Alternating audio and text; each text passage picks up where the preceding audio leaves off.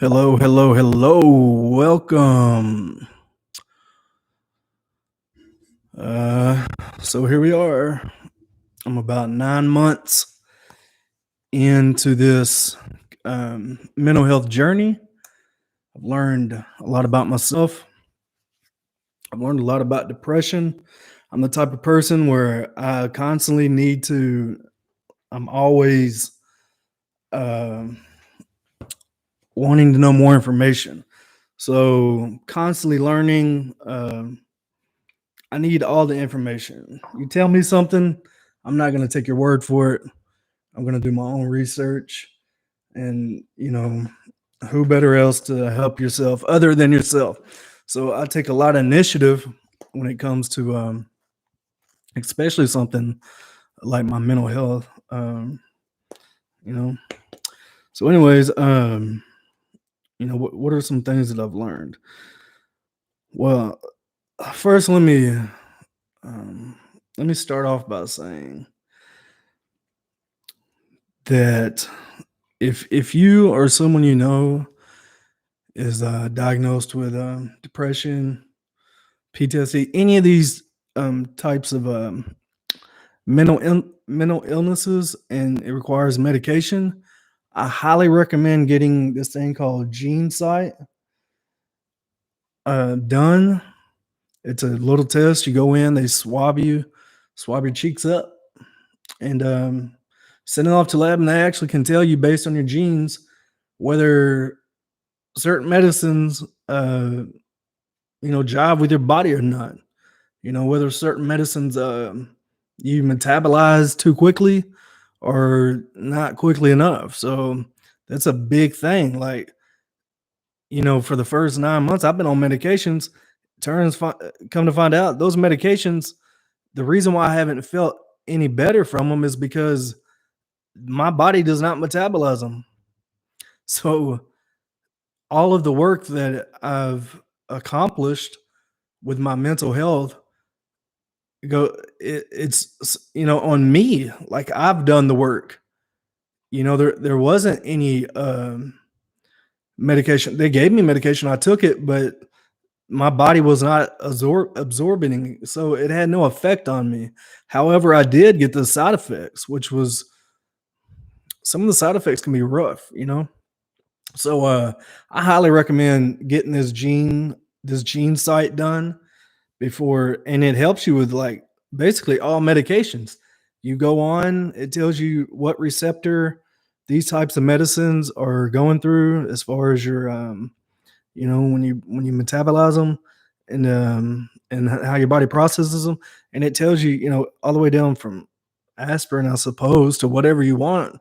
It lets you know if your body can actually use that medication or not. So first and foremost, to me, I just found this out the other day. I just got my results back, and four out of the four medicines they've had me on, they wasn't even doing me any good. So where I've came from where I was a lot of hard work on my part, and I contribute also a lot of that to the ketamine. These ketamine sessions have been powerful experiences in the sense that I'm able to take from them these higher understandings of myself. Hang on a second. Excuse me while I put in a little nicotine. It's not dip, by the way. There's this company. It's not tobacco. There's a company that sells food grade, uh, food grade. Um, you know, it's not tobacco. It's food grade. It's like shavings and stuff, but it has nicotine in it. Anyways, so so this last one of these last ketamine sessions that I had was super, just like super mind blowing, and also really it opened my eyes a lot to certain things. So I want to get into this, because I'm telling you, you can't overlook these experiences when you're having these sessions, because the experience in a lot of cases is the benefit. The medication itself, the ketamine, it works on a lot of different levels. It gets processed through your glutamate system, which is different from your receptors in your brain, like the way traditional SSRIs and SNRIs work. It doesn't work to those receptors and synapses, so it gets processed through your gut, your liver, and all that. So it works through your glutamate system, right? So the medicine actually stays in your body for 3 days, and it actually helps reconnect. And I mentioned this in the video before. It actually helps reconnect damaged synapses that have not been firing for whatever reason, died or whatnot. Just it helps with that. It's a legit medicine that does that. But also these experiences. Now these experiences, there's like 4 different types of experiences you can have, and one is like a super euphoric feeling, just really it's not really a trip as much as just that was my first ketamine session was just really tranquil, and I enjoyed it. I felt like I was on a boat, like on a little rowboat, and I was just drifting in the river. That's what I felt like. And like the music I had on, it's really sensory established as far as like how your session goes. But I had my earphones in, and it was nice, man. I was listening to like birds, and I was listening to water, and so that was actually the most peaceful I've ever felt in my entire life. Having PTSD, anxiety, and general anxiety, social anxiety, always in a state of constant fight or flight. My guard has never been down. It doesn't matter where I'm at. I can be at home. I'm still. I'm always. My mind is geared for potential threats. It doesn't matter. I could be at Chuck E. Cheese with my son on his birthday, and I'm constantly looking at the doors, and I'm watching everybody's movements, and I'm never able to be in just that place.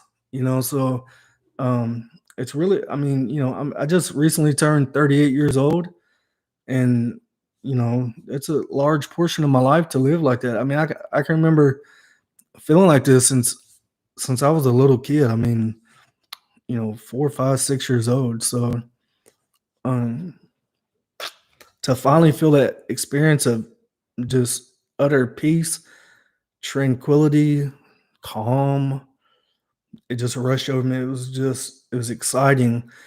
And the reason why I even sought out ketamine treatment originally was because the psychiatrist, my original psychiatrist, um, was wanting to put me on a medication, and the side effects were like, you're going to develop diabetes, and these crazy, like all of these things. And I'm like, wait a minute, man. Like, I'm dealing with a lot already. The last thing I need to do is take a medication where I could potentially, you know, develop diabetes. I don't want to add more to my plate. I mean, that's kind of absurd, man. A lot of these medications have side effects that do not outweigh the benefit. And then another thing I learned is that so there's a treatment ratio when doctors prescribe medications. So, like, if you have high cholesterol, they give you torstatin, I believe. But 1 out of 300 people actually get a benefit from it. So doctors have to treat 300 people in order for one person to not have a stroke, heart attack, something like that. So it's like 3%, right? And but in that same category, 50% of the people that's taking the medication experience the side effects. So it's like, you know, it's like one out of every 300 are getting the benefit, but half of that 300 are experience the side effects. So these medications, man, you really need to talk to your doctor. That's why I highly recommend getting this gene site done. And you know, it's not. I'm not doing any type of promotion or anything, although I would welcome it.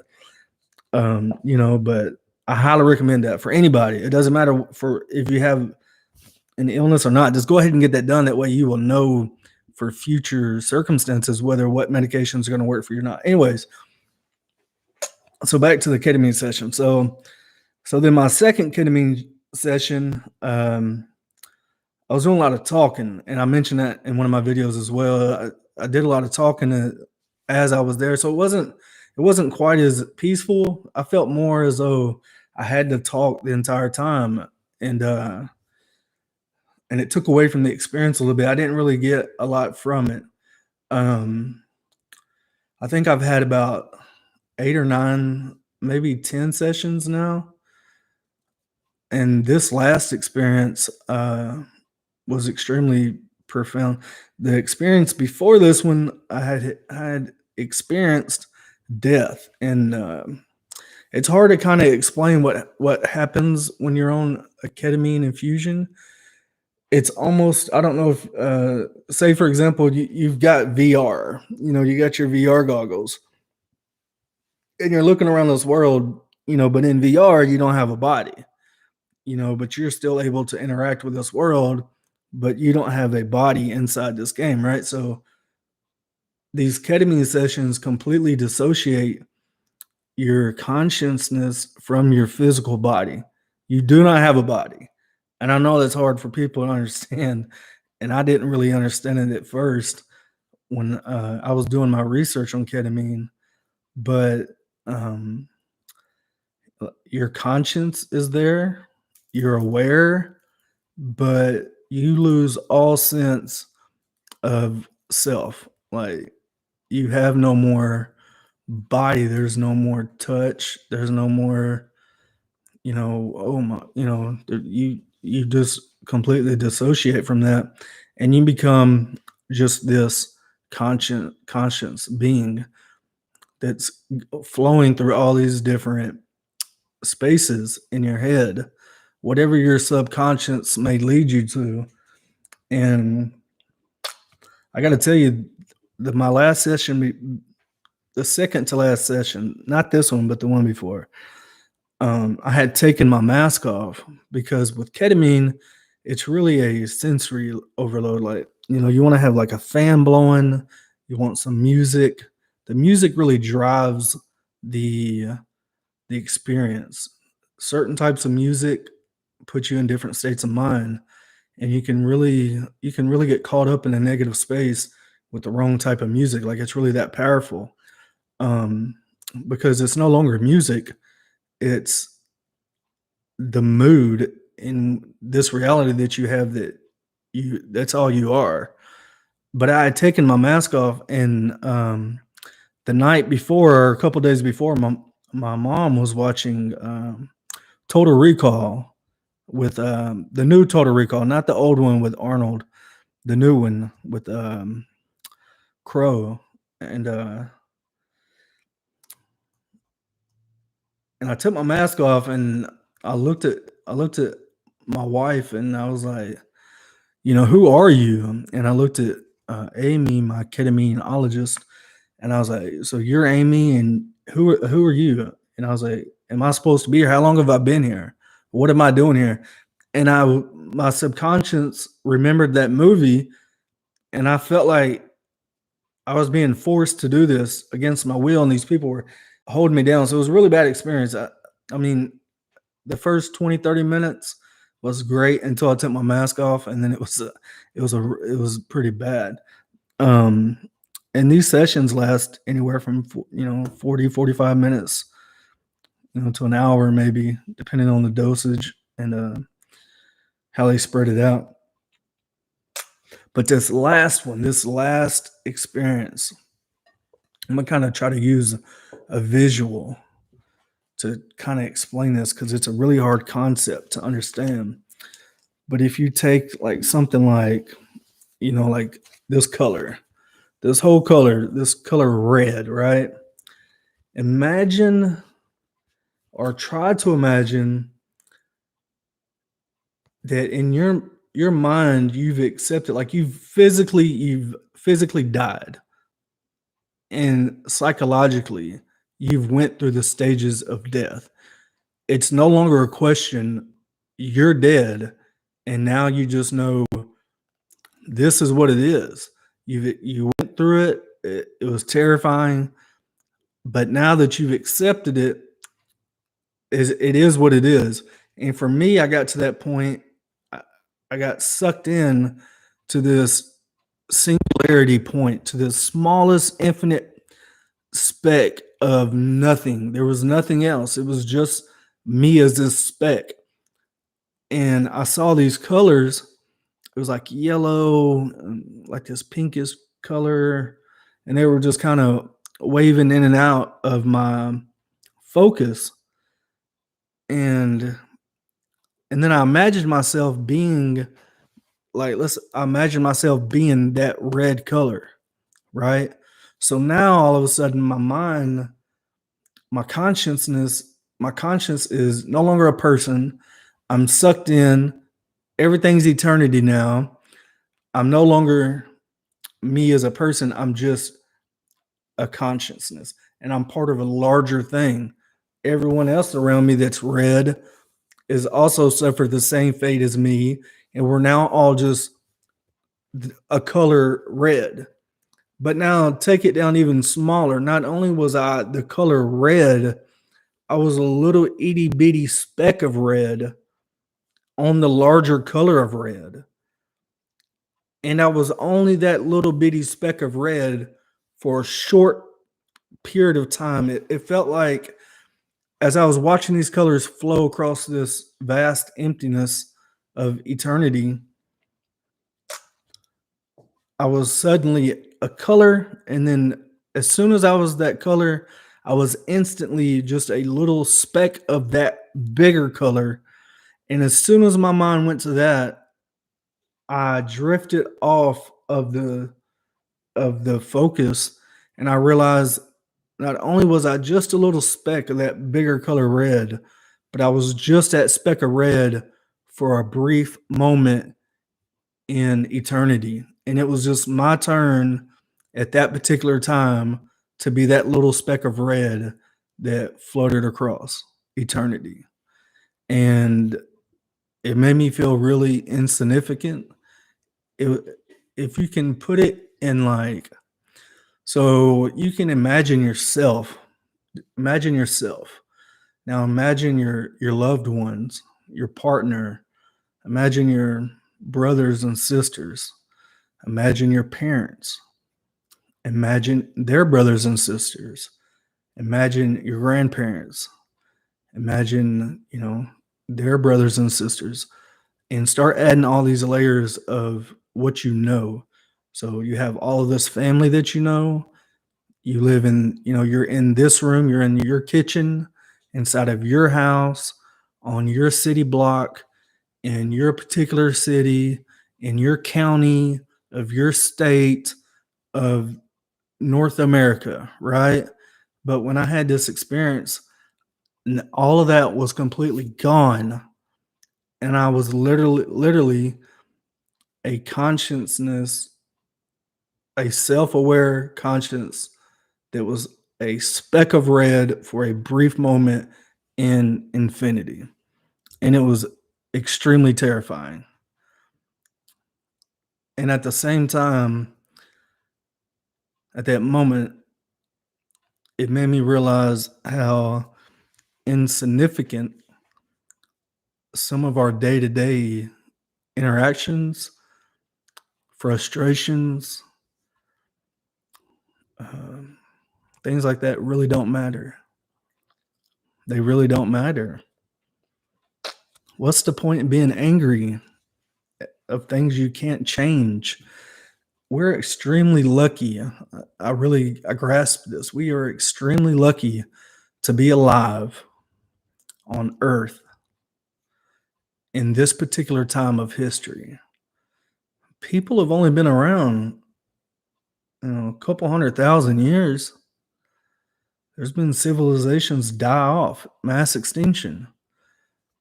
And where we are today with all of the modern technology we have and, you know, cell phones, we can send messages instantaneously and someone gets it across the country just right then.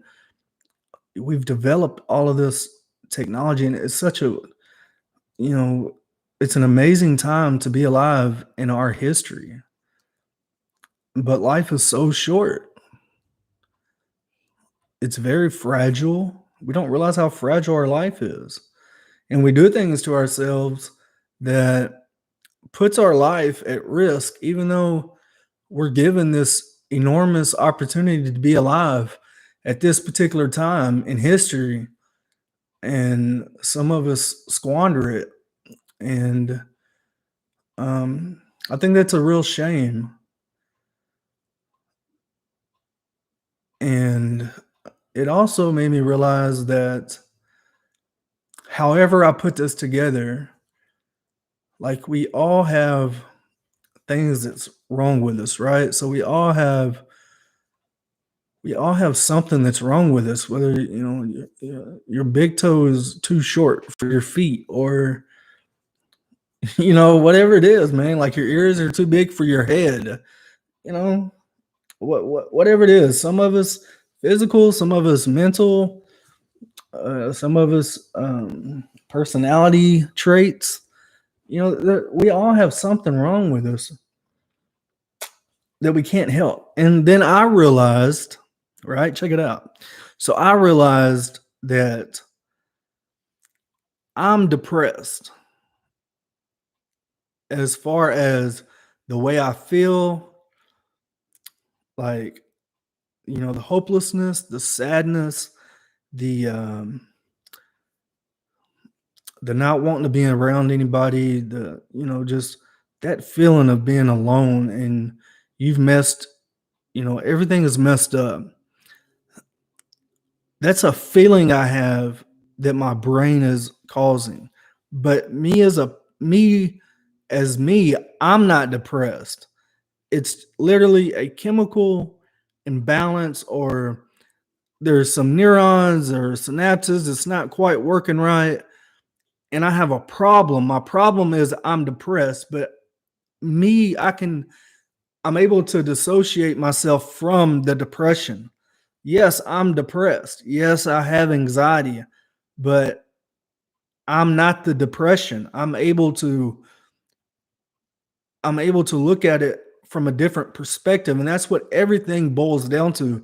It's how we perceive things, right? I mean, you change your perspective. There's so many books, change your mind, change your perspective. All these different books about getting outside of your own head and trying to look at things from a different, think outside of the box. That's a common phrase that people use because we get in these patterns of the way that we think, and then it's hard for us to break out of those ruts.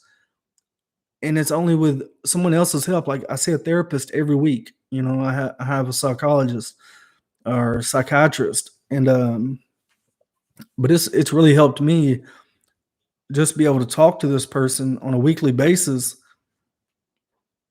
It's really helped me work on myself where I didn't know I needed the work. I always knew there was something wrong. I always felt sad. I always felt um, just out of touch with the way other people were feeling around me. And it was really, and I got to a point where it was, I don't know what happened. And for the longest time during my sessions with my therapist, you know, I would I would say it was this, if I could go back to the last thing that sent me over the edge, if I could fix that one thing, then I would be okay. And that was the wrong way of looking at it because it wasn't that one thing. It was an accumulation of all the things that I've been through my entire life. And it wasn't gonna work itself out just by fixing the last thing that was extremely hard to deal with. You know, so um So just having that different perspective now and understanding that yes, I'm depressed. I have depression, but am I going to allow that to stop me from obtaining things that I want to obtain in life? No, no, I don't want that to happen. And I'm working every day on that. I'm trying to go back to work. I've been out of work for since last June. It's almost been a year, and I can't believe that. I've been at my company 14 years, and I enjoy what I do. I enjoyed the people I worked with for the most part. But I you know I really enjoyed my work, and I put a lot of effort into it, and I always wanted to prove myself. Um, that it doesn't matter what I've had a lot of different jobs, but I've always had that mentality that I don't care if I'm a janitor, I'm going to be the best floor sweeper these people have ever seen. They're going to be like, wow, this man really takes his job seriously. I do. I'm that type of person. um if I got to clean commodes, them some bucks is going to be spotless. Damn, they look brand new every day. That's just the way I am. And I've also been entertaining, like, I've noticed that a lot of people with depression, and I was like this as a kid, um, not just depression, but just like hard times growing up or whatnot, they're more creative than people that have had, I don't want to say an easy go at life, but maybe not some of the troubles. And maybe that's one of the reasons why I started this YouTube account, was to try to get out some of my, I used to draw a lot. I used to write songs a lot. I used to um I would always, like, make my whole family laugh. That was my medicine for me, was if I could get the whole room just busting out laughing, it made me feel invincible. And then I think, well, I'm 38 years old, there's no chance. But then that's my ego and listening to other people dictate what I want to do in life. So it's right now I'm kind of in this odd place. Um I I understand what's going on with me better now, and I have the tools around me to deal with those issues. But it's also brought up a dilemma in my life of where do I see myself going? Because if you would have asked me a year ago, I would have said I want to become a supervisor, and then maybe something higher up in the company that I'm with. And I don't know if I really want that anymore. And so that's a hard pill to swallow. I mean, at 38 years old to try something different, that's ballsy. I'm good at what I do. I'm great at what I do, you know? It pays the bills. It provides my family with insurance.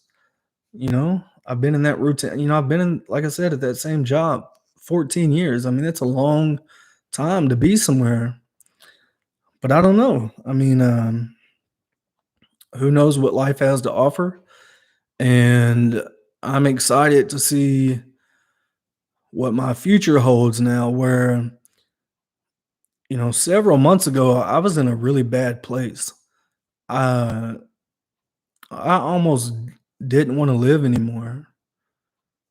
And if you're in that place, please just understand that it does get better. Um, and people really don't understand people that are depressed or have PTSD until you have it. It's just one of those things. You can't describe childbirth to a woman that's, you know, what it really is until to another woman, until that woman's had, has given birth. There's some things in life that no matter no matter the amount of talking about it or describing it, with analogies and metaphors and all this, some things you just never really grasp until you're thrown into it. And for me, it was depression, PTSD, and just overall, my mental state was not very good at all, without exception. And that was really it was really tough for me to even accept at first.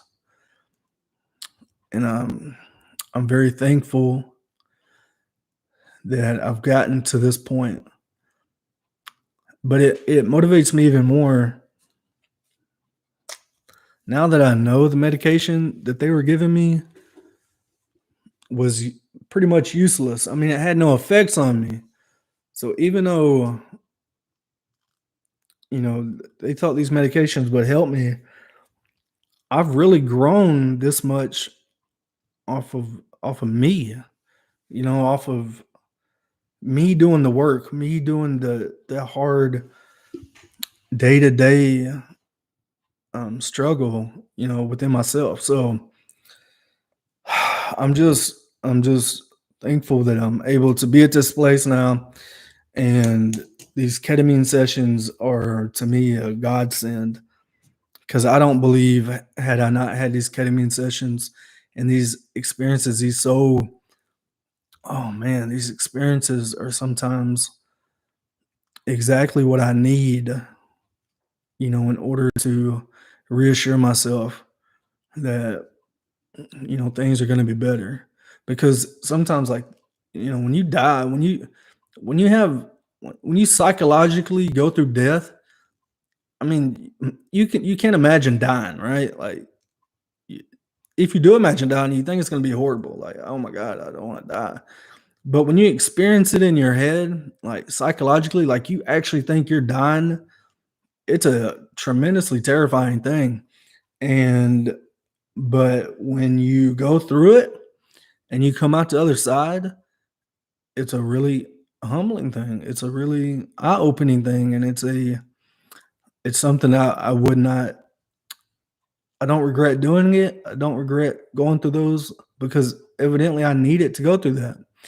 And so yeah, that's a little update about my journey. Leave a comment, strike up a conversation. Maybe in the future, we can have people um, come on and we can discuss their stories and their journeys. And like I said, the whole reason why I initially started this was to try um, not to really help people because I didn't know. I knew I needed to get my story out because there's not a lot of stories of personal experiences with depression, PTSD, because the stigma that's on it. You don't go around telling people you have mental illnesses because people judge you automatically based on that.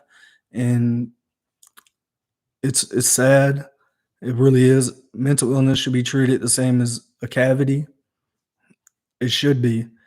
One in six people will experience it in a year, and over half of the population will experience some type of mental illness in their lifetime. And the stigma that is labeled with mental illnesses is it's um it's heartbreaking because so many people could be getting help. Like insurance companies don't want to pay for therapists, and then therapists only take cash because insurance companies don't pay anything when they do pay. So they don't use insurance. So then that leaves a select portion of people that aren't able even to get the help because they don't have the means to get the help. And I think as a society, we should be looking at that going, something's not right here.